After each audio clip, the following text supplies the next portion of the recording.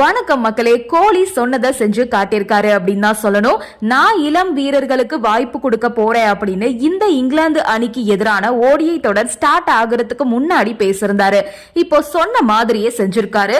இத்தனைக்கும் ரோஹித் சர்மா இல்ல நீங்க ஆடுங்க அப்படின்னு போர்ஸ் பண்ணிருக்காரு. ஆனா விராட் கோலி இல்ல வேண்டாம் அப்படின்னு மறுப்பு தெரிவிச்சிருக்கிறதா சொல்லப்படுது. பெரிதும் எதிர்பார்க்கப்பட்ட இங்கிலாந்து மற்றும் இந்தியா தொடர், இந்த ஓடிஐ தொடர் இந்தியாவுக்கு ரொம்பவே முக்கியமா பார்க்கப்படுது. காரணம் என்ன அப்படின்னா, சாம்பியன் டிராபிக்கு முன்னாடி இந்தியா இந்த 3 தொடர்ல ஆட போறாங்க. இந்த 3 போட்டி முடிஞ்சதுக்கு அப்புறமா பிப்ரவரி 19ஆம் தேதி சாம்பியன் டிராபி தொடர் ஆரம்பமாக போகுது. இந்த முறை சாம்பியன் டிராபிய வாங்கியே ஆகணும் அப்படின்னு ரோஹித் சர்மா ஒரு முடிவோட இருக்காரு.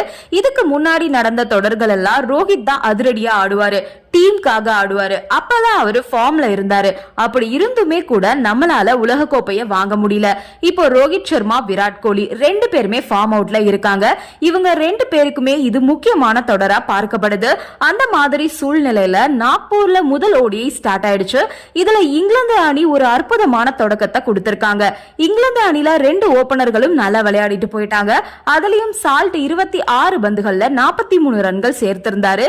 எப்படியோ அவரை தடுத்து நிறுத்திட்டாங்க. இல்லனா புயல் மாதிரி தாக்கியிருப்பாரு இந்தியாவை. T20ல சரியா பெர்ஃபார்ம் பண்ணாம கடைசி T20 போட்டியில அரை சதம் அடிச்சாரு. அந்த ஃபார்மா அப்படியே இழுத்து பிடிச்சு இப்போ ஓடிஐல காட்டிட்டு போயிட்டாரு சால்ட். ரன் அவுட் பண்ணி விட்டுருக்காங்க இவரை. இப்போ சால்ட் ஃபார்முக்கு வந்தது ஆர்சிபி ரசிகர்களுக்கு கொண்டாட்டமாவே இருக்கும். 5-4 3-6ன்னு ஒரு T20 இன்னிங்ஸ் ஆடி இருக்காரு பெல் சால்ட். 165 ஸ்ட்ரைக் ரேட்ல ஆடி இருக்காரு. இப்போ இந்த முதல் ஓடிஐல விராட் கோலிய பெஞ்ச்ல உட்கார வச்சுட்டாங்க. கோலி மட்டும் இல்லாம 2 தமிழக வீரர்களுக்கும் வாய்ப்பு கொடுக்கல. வருண் சக்கரவர்த்தி மற்றும் வாஷிங்டன் சுந்தர் 2 பேருமே பெஞ்ச்ல தான் உட்கார்ந்திருக்காங்க. விராட் கோலி, ரிஷப் பண்ட், அஷ்தீப் சிங் இவங்க எல்லாருமே பெஞ்ச்ல இருக்காங்க. இப்போ இந்த கேம்ல ஃபாஸ்ட் பவுலர்ஸ்னு பாக்கும்போது ஹர்ஷித் ராணா, ஷமி 2 பேர் தான் இருக்காங்க. ஹர்ஷித் சிங்க்கு வாய்ப்பு கொடுப்பாங்க அப்படின்னு எதிர்பார்த்தா அவருக்கு பதிலா ராணாவை உள்ள கொண்டு வந்திருக்காங்க. அதே மாதிரி அக்சர் பட்டேல், ஜடேஜா 2 பேருக்குமே வாய்ப்பு கொடுத்திருக்காங்க. மைதானம் ஸ்பின்னுக்கு ஃபேவரா இருக்கிறதுனால ரோஹித் இந்த முடிவை எடுத்திருப்பாருன்னு தோணுது. ஓடிஐ அப்படின்றதுனால பேட்டிங் லைன் அப் வேணும் அப்படின்னு ரோஹித் சர்மா இப்படி பண்ணிருக்காரு. கடைசி 7 மற்றும் 8வது இடத்துல ஆடுற பிளேயர் வரைக்கும் பேட்டிங் ஆடணும் அப்படின்னு ரோஹித் இப்படி ஒரு முடிவை எடுத்திருக்காரு. இதுல விராட் கோலி ஆடாததுக்கு காரணம் அவரோட கால்ல காயம் ஏற்பட்டிருக்கு பயிற்சியின் போது. அதனால கோலி ஆடலன்னு சொல்லப்படுது. பயங்கர ஃபிட்டா விராட் கோலி இருந்த மாதிரி தெரிஞ்சது. ஆனா இப்போ காயம்னு சொல்றாங்க. ரோஹித் ஃபோர்ஸ் பண்ணியும் விராட் கோலி ஆட ஒத்துக்கலையா.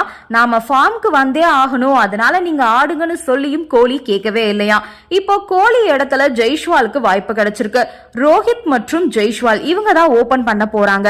கில் 3வது இடத்துல களமிறங்க போறாரு. இப்போ கோலி ஆடி இருந்தா ஜெய்ஷ்வாலுக்கு வாய்ப்பு கிடைச்சிருக்காது. அப்போ ஜெய்ஷ்வால் ஆடட்டும், அவர் நல்ல ஃபார்ம்ல இருக்காரு, அதை அப்படியே கண்டினியூ பண்ணுங்க அப்படின்னு சொல்லிட்டு விராட் கோலி விலகி இருக்காரு.